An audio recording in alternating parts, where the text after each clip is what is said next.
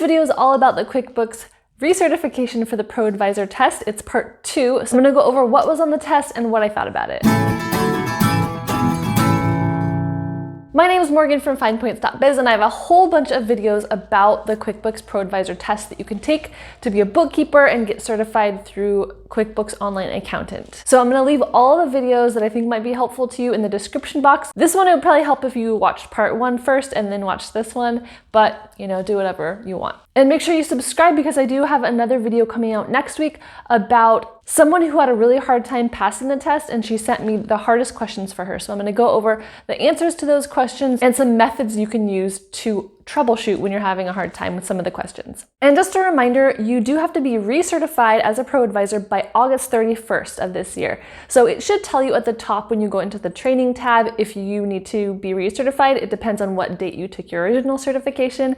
But I just wanted to let you guys know of that deadline that is coming up quick. So I did definitely find part 2 harder than part 1, just because the subject matter was a little bit more advanced, some things I hadn't heard of before, so I really had to pay attention. And after I give some initial tips and tricks here, I'm gonna actually go over to where I recorded in real time the last question of the test, and you guys can see if I passed or failed this test. As in part 1, you need to get 80% to pass, you have unlimited time, and you get 3 attempts to pass. If you don't pass within those 3 attempts, you need to wait for 10 days. And the types of questions were pretty similar to what I was expecting. That is the good thing about taking multiple tests from the same company, is you kind of know what to expect and nothing's too big of a surprise.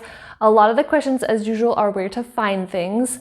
And I don't know, do you guys leave me a comment down below if when you need to know where to find things, do you open another QuickBooks browser and look it up and just go find it? Because for me, if I just took a training on where to find something, I don't always remember those details.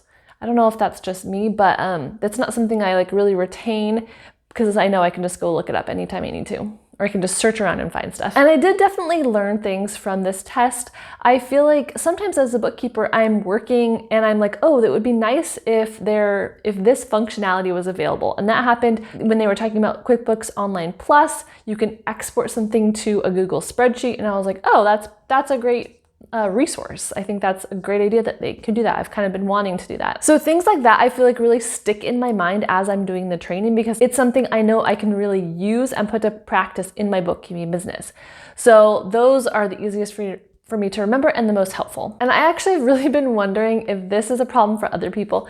Anytime I take the trainings, I feel like the browser scrolls strangely. So sometimes it's hard for me to get to the bottom and click next lesson. So sometimes I have to use my touch screen or the arrow keys. Anyways, would you leave me a comment down below and tell me if you guys have that same problem? Because I've had that for pretty much every single QuickBooks test I've taken. And you guys know that this is an open book test. You can Google things, you can look in QuickBooks as you want. And I think that's really fair to do that, because in the real world as a bookkeeper, I'm Googling stuff all the time.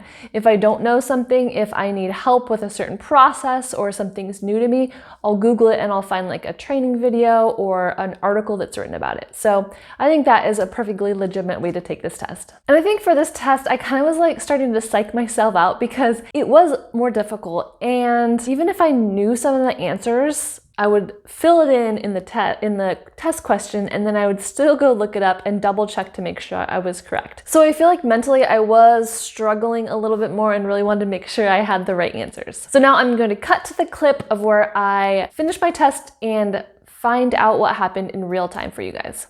Hey guys, so I've been sitting here working for about the last hour on my last part of my recertification, and I'm just finished taking the test.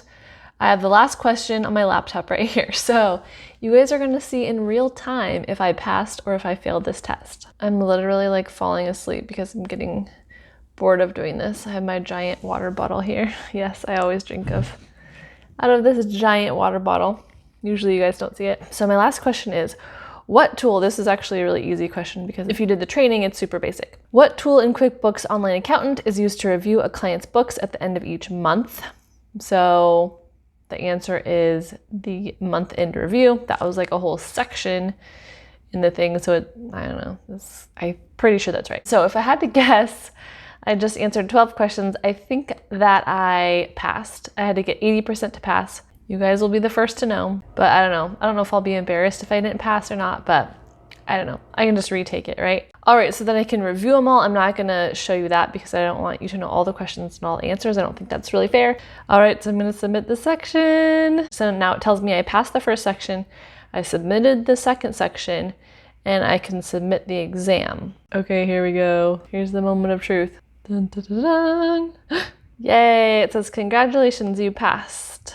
There it is. I'm a certified ProAdvisor for QuickBooks Online once again. And if you remember in my other video, it was a tiny little graphic. Now it's big, it takes the whole thing. So that's good. Maybe they fixed that, or maybe I did something wrong last time. All right, and then when I go back to training, before it said get certified here, and now it says you've completed the re-certification, and it wants me to take other classes. There's Introduction to QuickBooks Online for Accountants. What's new is what I just did. Okay, so I want to show you guys the sections in here. The first one was more client-based, and this one's more about bookkeeper-based. So there's Business Performance, which is a section of QuickBooks that you can go into and get a bunch of new reports, which I thought was cool. Reclassify transactions, that was already a thing, but if you need to change a bunch of transactions, they just made it better, made it easier to use, and fixed how it sorts and stuff.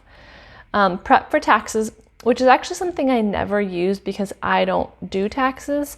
So it was kind of interesting to learn about what the options are there. And I guess they're just making the whole thing a little bit more intuitive. And then it talks a lot about QuickBooks Online Advanced. That is a level of QuickBooks that is for larger clients, and it has more users and a few other capabilities, and more you can fine-tune things a little bit easier. And then going along that with is client usage limits, kind of goes with QuickBooks Advanced, and what happens if you go over your limits. Like for example, you're only allowed to have, I think, 5 users on the one that I use the most. So if you're a really big business, you might want more people able to log into QuickBooks. And then month-end review sounds kind of cool. It's kind of like, I haven't used it, but it's like a workflow tool that you're able to kind of put, you know, it has review these certain things, reconcile your bank account. You can add to-dos to it if you want. I did make a video somewhat recently about kind of my own workflow, and it has it was a day in the life that has a checklist. So I could probably maybe utilize this month-end review instead of that in a similar way. And then it kind of has just a module review that you can use it's a little test you can take to kind of prepare, which I didn't think that the questions were really very similar. I don't know if they give everyone the same questions either. I would assume that they probably have a big batch of questions and they just give certain people certain questions. Again, just to, you know, encourage you to actually study on your own and not just copy someone else's test. All right, so I hope this video is helpful for you guys. A little different as you just see me now, sitting on my couch in my blanket. But good luck on your test. And I'll link all the videos that have to do with the QuickBooks ProAdvisor test down below, because I have kind of a series going on right now. I had the part 1, part 2, and then I'm going to have someone that emailed me with a bunch of difficult questions that was off their ProAdvisor exam and they weren't able to pass. So I'm going to go through those hard questions, or the questions they thought were hard, and then talk to you about answers and how to find those answers. All right, thanks again, guys. Bye.